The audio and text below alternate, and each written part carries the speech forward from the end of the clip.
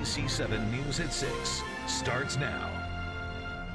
Good evening, everyone. I'm Mark Mullen. I'm Catherine Garcia. We begin this evening with what may turn out to be some big changes to rules made to fight pollution. Right now, California's gas efficiency rules apply to about 40% of the cars actually sold in the entire country.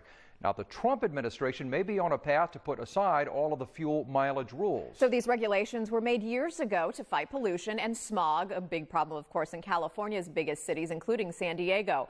We've assigned a team of reporters to look into the impact of changes under the new administration. Tonight's impact story comes from NBC7's political reporter, Gene Cubison. And by way of background, U.S. automakers have accused the Obama administration of fast-tracking California's latest fuel efficiency rules before Donald Trump became president, well ahead of next year's deadline. Well, now California's anti-pollution standards are right in the government's crosshairs. New cars hitting the pavement in California keep getting better mileage than their counterparts sold in most of the country. By 2025, the state's latest standards will require them to average about 54 miles a gallon. We're seeing more and more electric models, hybrids. We're thriving here in California. We're one of the largest economies in the world, and we have the most advanced clean energy and clean car standards. But automakers take issue with California's authority to impose rules stronger than Uncle Sam's, rules that other states have followed. Now, after the stricter mileage standards undergo review by the Environmental Protection Agency, climate change activists fear there will be a rollback.